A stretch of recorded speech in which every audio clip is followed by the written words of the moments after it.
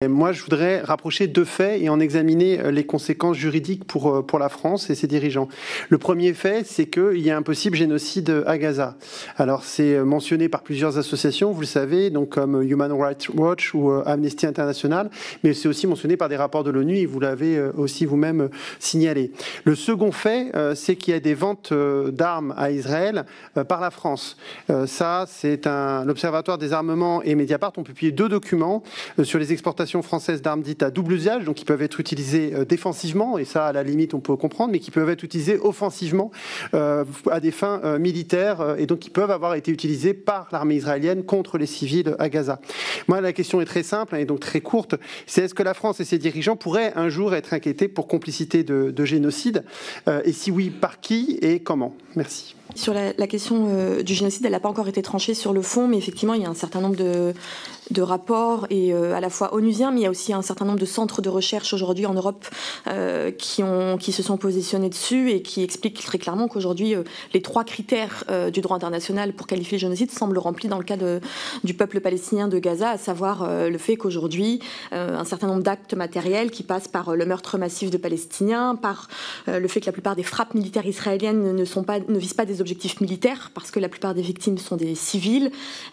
Vous évoquez la question des armes. Ce que dit le rapport d'Amnesty International, c'est qu'il y a une large utilisation d'armes explosives à large rayon d'impact. Alors qu'Israël, on l'a vu lorsqu'ils ont assassiné par exemple Ismail Haniyeh, un des responsables du Hamas en Iran, ils ont la capacité de cibler précisément des cibles militaires, et ils ne le font pas dans le cas de Gaza. Et puis il y a toute la question de l'intention génocidaire qui pourrait être démontrée quand on écoute et qu'on lit un certain nombre de discours.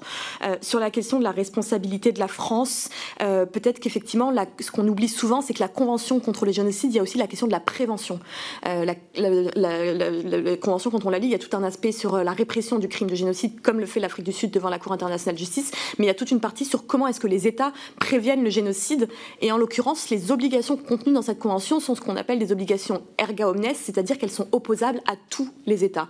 Et donc, c'est ce qu'a fait là le Nicaragua contre l'Allemagne.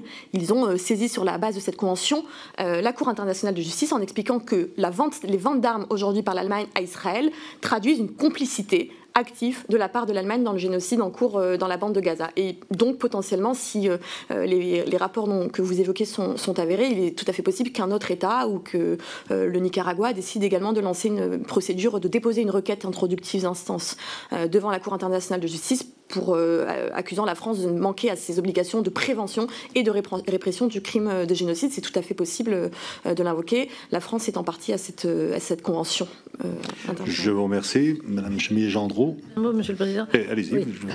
J'ai rappelé tout à l'heure que la France ne reconnaissait pas la compétence de la Cour. Là, la Convention sur les génocides lie les États avec une clause de compétence de la Cour. Donc effectivement, la France pourrait subir ce que subit l'Allemagne. Mais je rappelle que certains États membres de cette Convention, et notamment les États-Unis d'Amérique, ont signé la Convention sur la prévention et la répression du crime de génocide, mais ont fait une réserve à l'article qui indique qu'en cas de débat sur l'interprétation ou l'application de la Convention, la Cour est compétente. Les États-Unis se sont mis à l'abri en émettant une réserve sur cette clause. Voilà.